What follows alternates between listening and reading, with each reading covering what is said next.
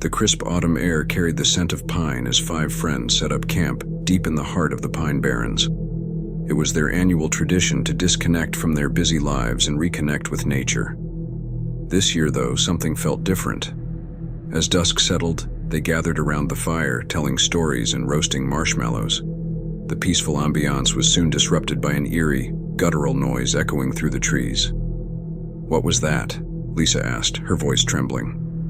"Probably just an animal," David replied, though his eyes betrayed his unease.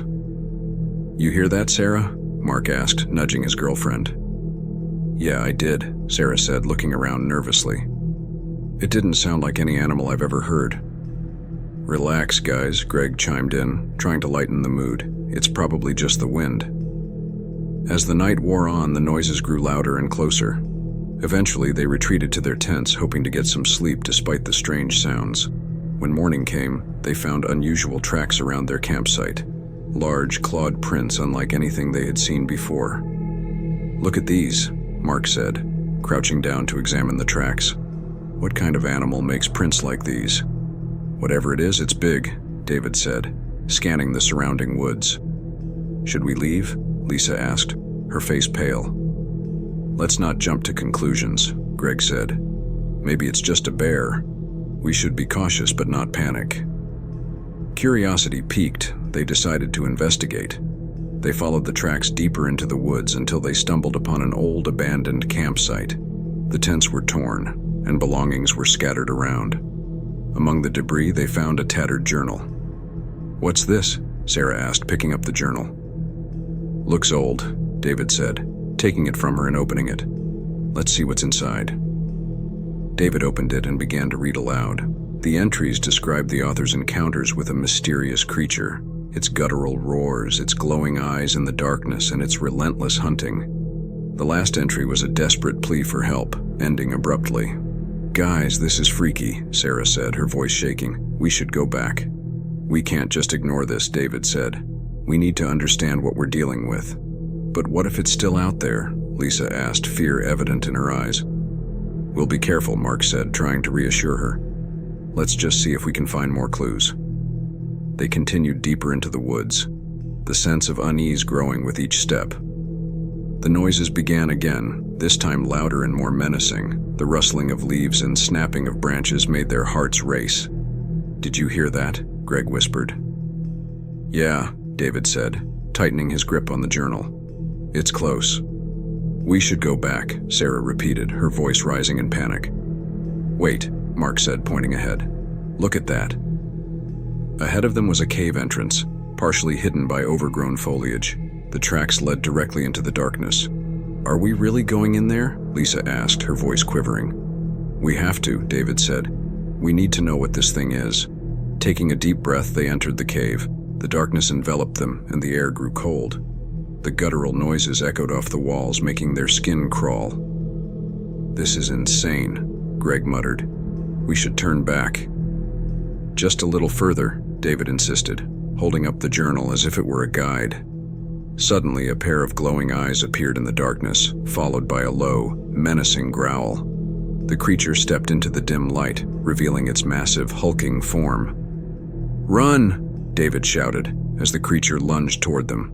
They bolted out of the cave, hearts pounding, legs burning. The creature's roars grew louder, its presence closer. They could almost feel its hot breath on their necks. "We need to split up," Greg yelled. "It's our only chance." Reluctantly, they scattered in different directions, hoping to confuse the creature. The forest became a blur of trees and shadows as they ran for their lives. Lisa and David stumbled upon a narrow stream and followed it, hoping it would lead them back to their campsite. The sounds of the creature gradually faded, and they slowed their pace, gasping for breath. "Did we lose it?" Lisa panted. "I think so," David said, looking around. "We need to find the others." Meanwhile, Mark, Sarah, and Greg regrouped near a large oak tree. The forest was eerily silent, and the creature was nowhere to be seen. "Is everyone okay?" Mark asked, his voice trembling. "Yeah, but we can't stay here," Sarah said. "We need to find Lisa and David." They moved cautiously through the forest, calling out for their friends. After what felt like an eternity, they heard a familiar voice. "Over here," David called, waving them over.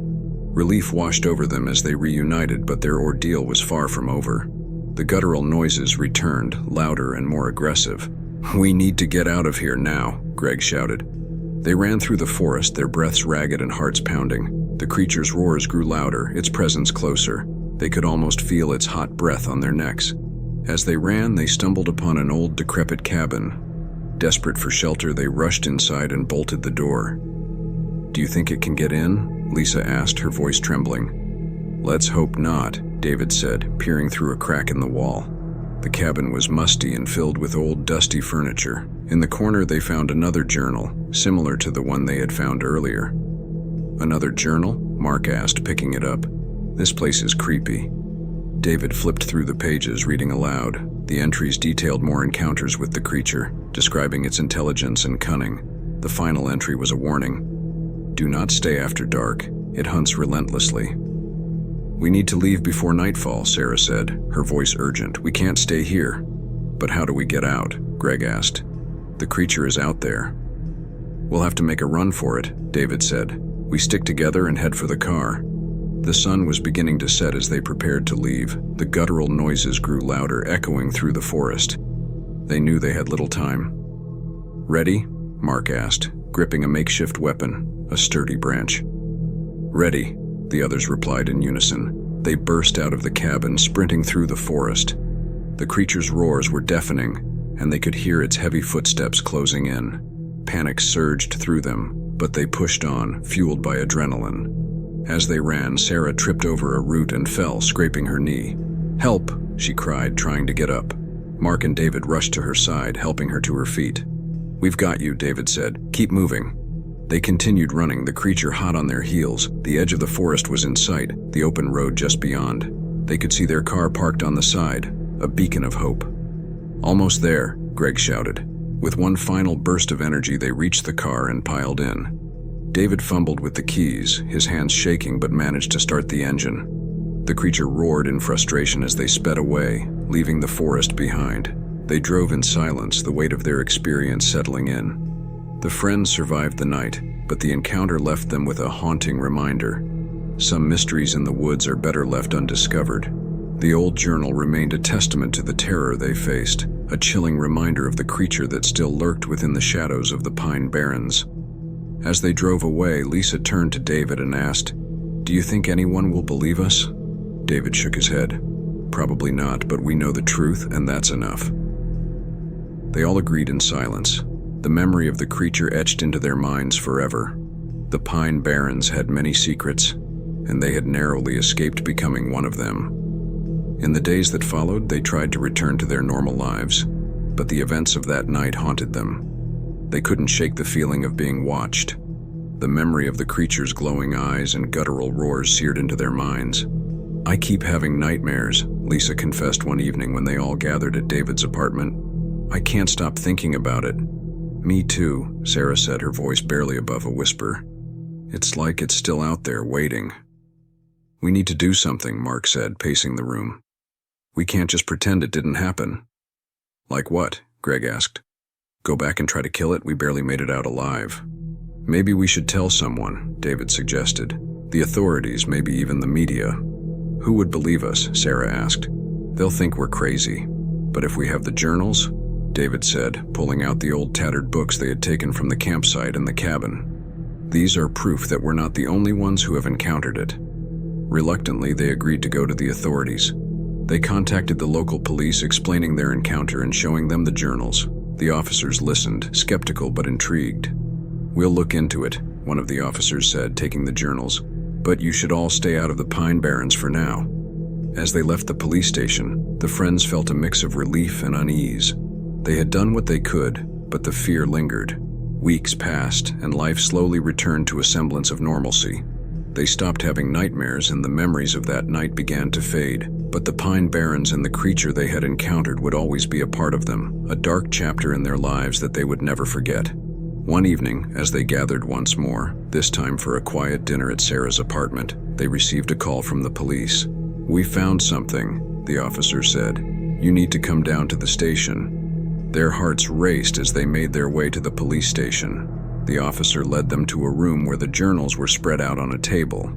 "We sent a team to investigate the area you described," the officer said. "We found more tracks and some old campsites. It looks like people have been disappearing in those woods for years." "What about the creature?" Mark asked, his voice tense. "We didn't find it," the officer admitted, "but we found signs of it, claw marks, broken trees, and this." He placed a large clawed footprint cast on the table. It was identical to the tracks they had seen around their campsite. "This confirms your story," the officer said. "We're going to keep investigating. In the meantime, we're warning people to stay out of the Pine Barrens." The friends left the police station, feeling a mix of relief and apprehension. They had been believed and the authorities were taking action, but the creature was still out there, a lurking presence in the shadows of the Pine Barrens. As they walked back to their car, David turned to the others. "We did the right thing. We might have saved lives." "Yeah," Greg said, looking back at the police station. "But I can't help but feel like this isn't over." They all nodded in agreement. The Pine Barrens held many secrets, and their encounter with the creature was just one of them. They had survived the night, but the memory of the creature would haunt them forever. And somewhere, deep in the woods, the creature waited, its glowing eyes watching, its guttural roars echoing through the trees.